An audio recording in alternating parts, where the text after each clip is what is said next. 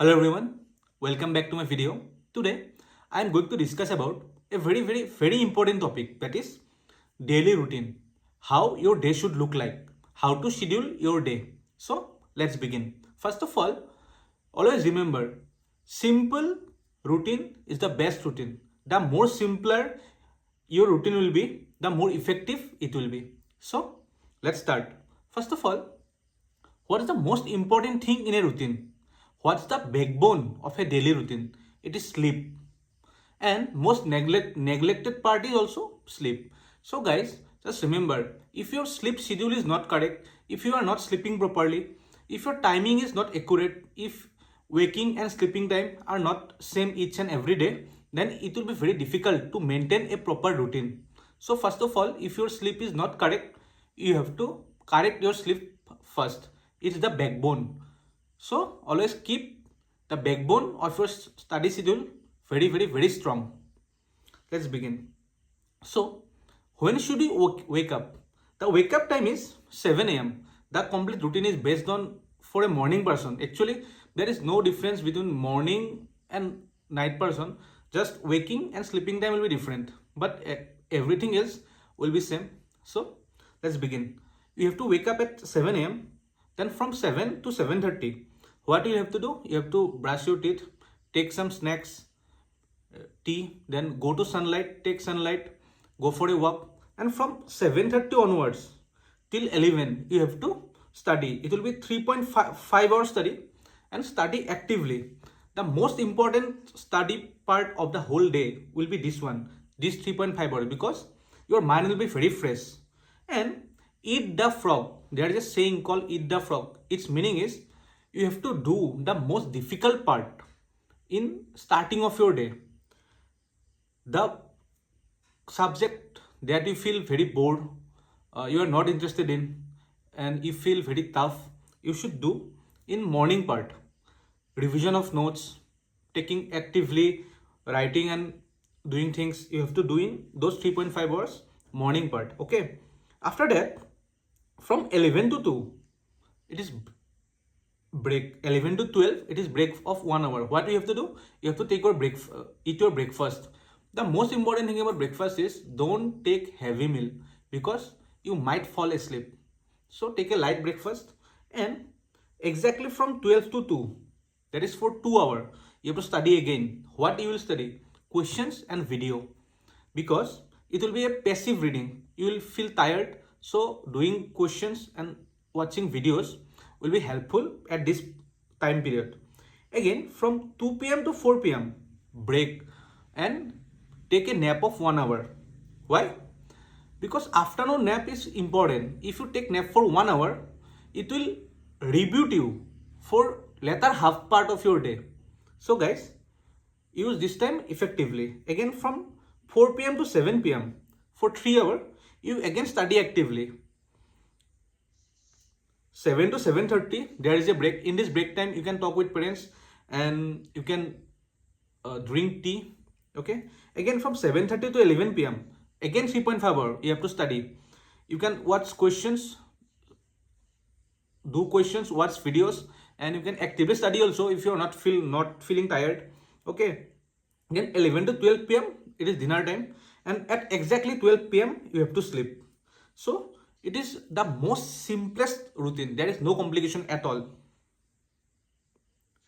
The most struggling thing that we face nowadays is sleep, because at 12 p.m, if you go to sleep, it will be very difficult for you to fall asleep. So go sometime earlier.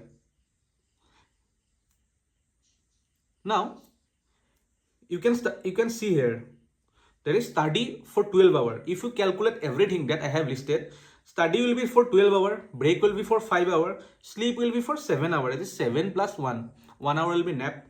Okay. Now, from this 12 hours, if you can extract 8 to 9 hours only, it will be more than enough. You just can't sit and study for this 12 hours with 100% focus. So, for example, for every 60 minutes, if you take 5 minutes of break, so for 12 hours, it can be 2 hours of break. So ultimately it will be boiled down to 8 or 9 hour only. So if you can extract even 8 or 9 hour from this 12 hour, that's more than enough. Again, for break, I have given 5 hour break, and you can eat, exercise, meditate. Don't just scroll your phone and waste your time. Eat healthy and exercise, because doing exercise there is dopamine charge, and it will help you a lot in even boosting your memory also. And meditation is really very helpful. It will give you peace of mind. The one thing about exercise is, many students, what they are struggling is falling asleep at correct time. If you can't sleep at 12 p.m, you just can't wake up at correct time, and you can't complete your quota of 7 hours of sleep. So if you exercise daily, your sleep will be good. You can go to sleep at correct time. So this is one of another benefit of exercise which nobody tells. Again, during exam time, for example, INICET November is approaching, or just before Neet PG. So during exam time, you have to increase your study and decrease your break. Increase study time, decreasing break time. But most of the students, what they do, the mistake they do is, they compromise their sleep. They just increase their study time and decrease their sleep time in spite of decreasing break time. So don't do this blunder. Guys, never ever compromise your sleep. It's a very big blunder. Never ever compromise your sleep for study. 7 to 8 hours sleep is very much necessary. This is a marathon, not a sprint. Remember, guys. Again, you might know rule of 8. That is 8 hours of study, 8 hours of sleep, 8 hours of break. But for in exam time, you have to modify it. And I didn't study even this much also. Why? Because I was doing actually job till May. This time schedule is from, I followed it from May to August, I think, for 4 months. But before that, I even didn't study this much also. So if you ask me, enough, it is actually vary from person to person. But I can surely say 6 to 8 hours of effective study. Effective study means with 100% focus. It is more than enough. But to get this 100% focus of, or doing this effective study of 8 hours, you have to invest 12 to 13 hours. That is the main point. So this is the whole thing. And again, for morning versus night, some students are asking me about which is better, morning study or night study. Guys, actually, if you are accustomed to night, then you can stick to it. If you are accustomed to morning, you can stick to it. It's up to you. But according to me, it's my perspective completely. I was a morning person, and our circadian rhythm is like this, that in morning we work, at night we sleep. The main thing is not about studying. Actually, the main thing is about sleep. Why? Because you can study in morning also, you can study in night also. The same amount of concentration you can give. But the main distinction comes in sleep. Because you can't get that much quality of sleep. You can't get a good quality of sleep from 6 a.m. to 10 a.m. in the morning.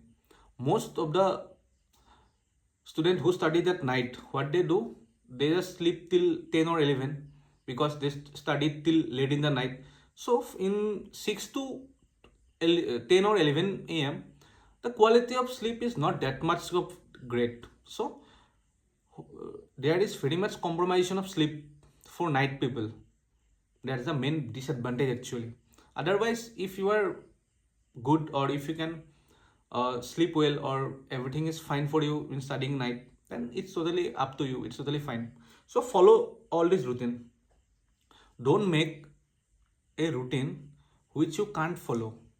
Okay, so strategize properly, use this routine. Always remember, be simple. The more simple your routine is, the more effective it will be. And guys, don't believe in some bullshit like studying 16 hours a day. There are many people who will say that I studied for 16 hours. That's not humanly possible, because we sleep for 8 hours. Out of 24 hours, if 8 hours is gone, left is 16 hours. And studying continuously for 16 hours without even bathing, taking food, all these are nonsense and bullshit. So don't fall for this trap. All these are totally nonsense. Studying 16 hours is just not humanly possible. And don't compromise on your sleep. Never compromise on your sleep. So this is the main thing. Don't believe in such rumors. 8 hours of effective study is more than enough. I already told you also. If you have anything to ask, you just comment down below. I'll be very happy to help. Thank you. Goodbye.